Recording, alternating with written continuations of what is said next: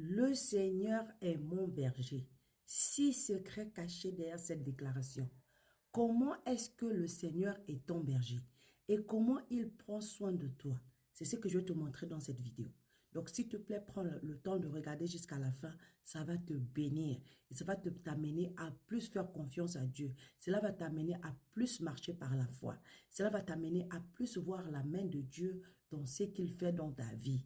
Pour que tu ne marches plus comme un aveugle, mais que tu saches vraiment que le Seigneur est ton berger et il agit. Même si tu ne vois pas, même si tu ne ressens pas, il agit toujours.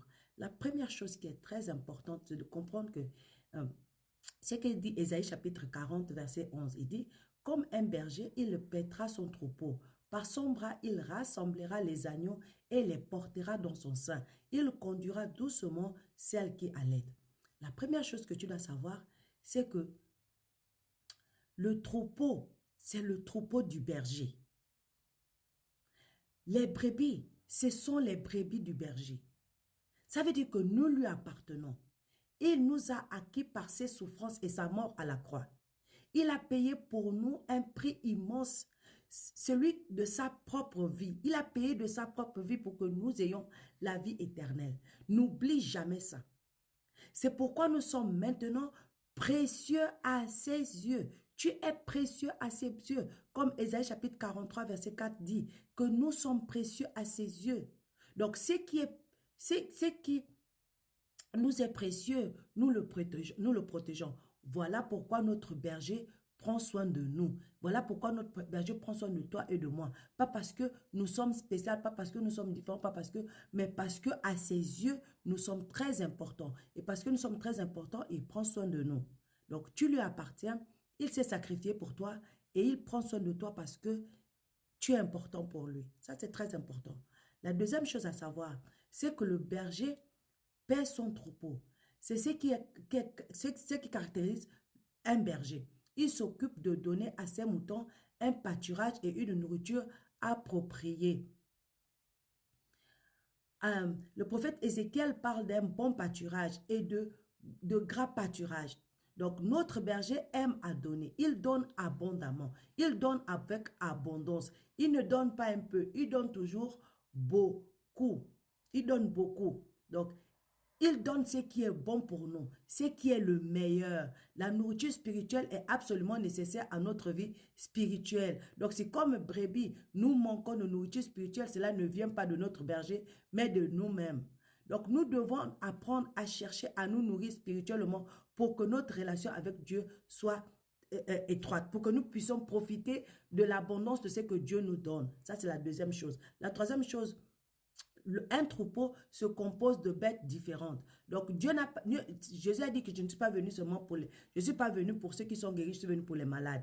Tous ceux qui sont dans le royaume de Dieu ne sont pas parfaits. On n'est pas parfait. On est chacun différent. Chacun a ses problèmes, chacun a ses tâches, chacun a ses sacs, chacun a ses guerres qu'il a traversées. Mais nous faisons tous partie d'un seul corps qui est le corps de Christ dont Jésus est la tête.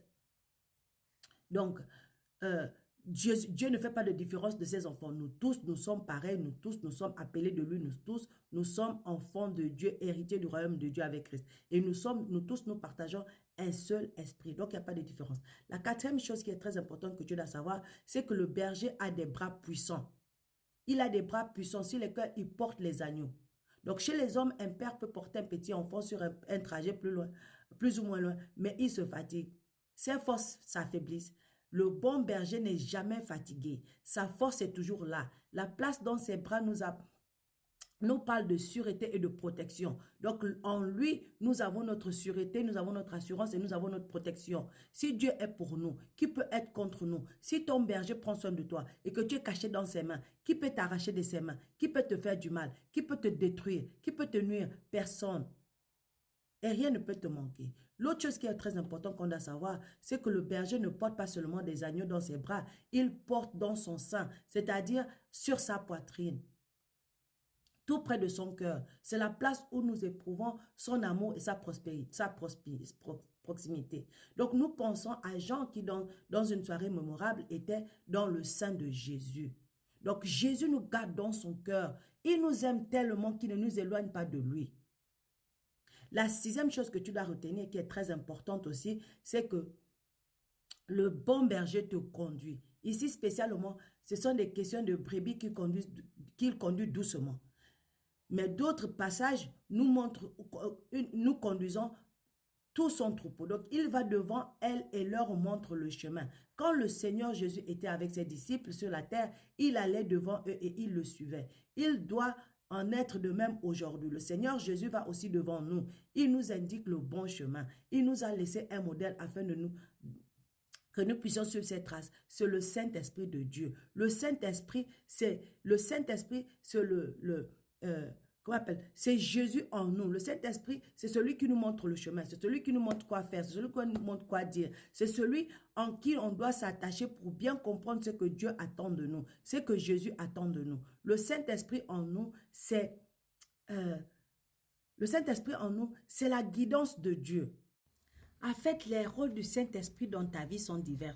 Si je prends l'exemple de Jean chapitre 14, versets 16 à 27, il nous parle du consolateur qui vient nous enseigner, qui vient nous rappeler les paroles de Dieu, qui vient nous révéler le cœur de Dieu.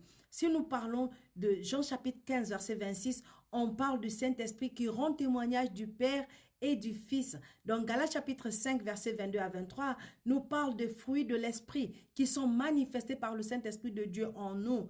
Donc le Saint-Esprit a tellement de rôles, a tellement de choses qu'il fait en nous. Le Saint-Esprit est cette personne-là en nous qui nous amène la révélation, qui nous révèle la parole de Dieu.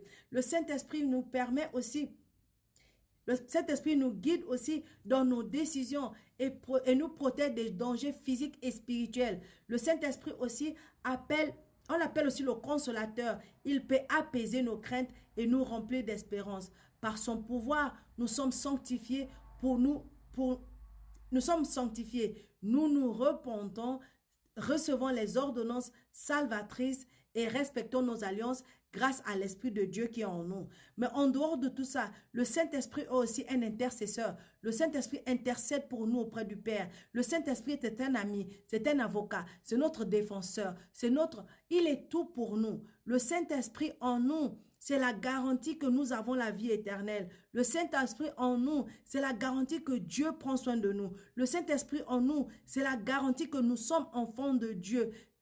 Le Saint-Esprit en nous, c'est la garantie que Jésus est mort pour nous et que désormais il vit en nous. Le Saint-Esprit en nous, c'est la garantie que notre corps est le temple de Dieu.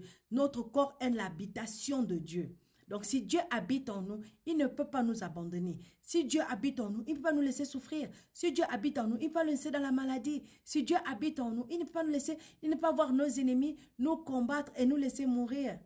Donc Dieu prend soin de nous, Dieu s'occupe de nous comme un bon berger le fait. Et nous ne manquons de rien lorsque nous gardons notre foi, notre confiance et notre attente en lui. Quand nous gardons nos yeux sur lui, il prend toujours soin de nous. Alors frères et sœurs, si tu t'étais détaché de lui, retourne à lui. Il prendra sûrement soin de toi. Et si tu as reçu, commente Amen. Shalom.